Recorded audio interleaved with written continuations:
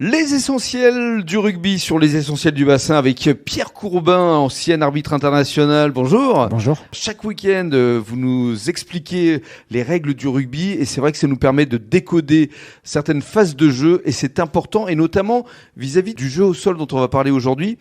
Parce qu'effectivement, il y a certaines phases de jeu où on comprend pas bien pourquoi telle ou telle équipe est sanctionnée lorsque il y a notamment une mêlée ouverte. Racontez-nous un peu, Pierre. Alors, ce qu'il faut bien préciser aux auditeurs, c'est que la phase de plaquage qui est à l'origine de cette fameuse mêlée spontanée, du ruck, elle arrive aujourd'hui sur un match de rugby 90 à 115 fois par match. Ce qui veut dire que nous, quand on arbitre, c'est la phase prioritaire où on va devoir agir pour assurer l'équilibre d'une rencontre. Bien sûr. Donc, la mêlée spontanée, le ruck, intervient systématiquement et quasiment après plaquage.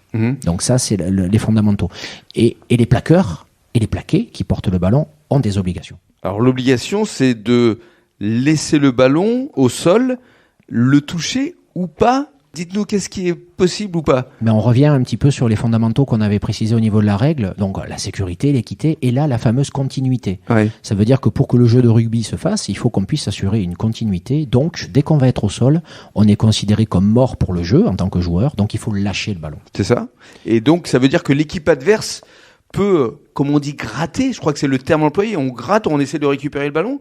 Mais il y a des situations de hors-jeu. Comment ça se passe ? Dès que le ballon va être lâché, on a le droit, quand on est l'équipe adverse, de venir lutter pour la possession du ballon. Donc à partir du moment où on n'est pas en contact avec l'adversaire, on a le droit de venir agir sur le ballon qui vient d'être lâché au sol. Mais il ne faut pas être au contact de l'adversaire. Exactement. C'est ça la règle. Dès qu'on va être au contact, on passe et on devient une zone de ruck, la fameuse mêlée spontanée.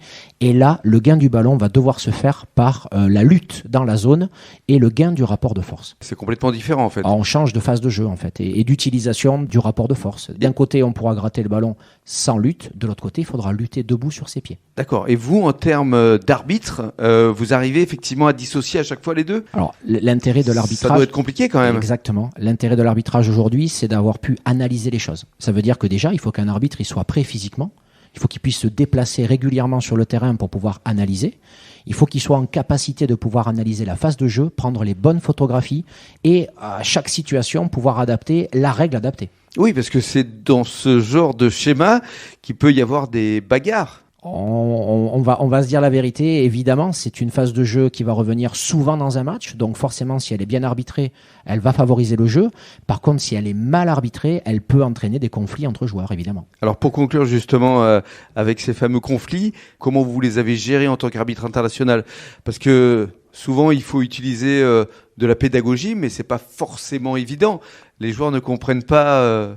forcément ce que vous leur dites. Alors, ce qui est essentiel, c'est la communication. Comme dans toute relation humaine, à partir du moment où on va œuvrer et interagir avec les joueurs, on installe une situation de confiance où on va communiquer avec eux. L'intérêt quand on arbitre, c'est ce que j'apprends aux jeunes, c'est pas de siffler un maximum de fois pendant un match, c'est de justement éviter de siffler, de faire de la prévention. De leur faire comprendre. Exactement. Par une communication simple et claire. Lâcher, reculer, sortez, des mots simples, clairs, précis, qui vont favoriser la continuité du jeu. Et l'intérêt étant que dès qu'il va y avoir une phase de jeu, on ait compris l'enjeu de la phase pour pouvoir la driver en fin de compte. Et ce qui est formidable, c'est ce que vous nous racontez. Vous pouvez le raconter également aux équipes, ce qui leur évite de faire trop de fautes. Exactement. Parce que la plupart de certains joueurs ne connaissent pas forcément toutes ces règles. C'est pour ça que sur les différents types de matchs qu'on aura l'occasion de regarder, vous pourrez comparer. Quand on est sur les matchs de top 14, régulièrement on est entre 6 et 10 fautes par match. Globalement pour chaque équipe. Quand on va venir voir des matchs de série territoriale, on sera facilement à 40. Donc ça veut dire que les joueurs ont compris aussi les enjeux de l'arbitrage et vont se mettre à disposition de l'arbitre. Donc ça veut dire qu'il y a toute une pédagogie à avoir pour leur faire comprendre. C'est évident. Et aussi une panoplie de cartons, puisque là on va passer à la sphère des cartons qui intéresse beaucoup les jeunes quand je leur en parle, mais qui sont essentiels pour pouvoir gérer ces phases de jeu à partir du moment où il n'y a pas d'acceptation de la part de l'équipe qui fait la faute. Mais justement, ce sera l'objet de la prochaine rubrique. On parlera des différents cartons. Pourquoi le jaune, pourquoi le rouge ? Avec vous, Pierre Courbin. Merci beaucoup. Merci.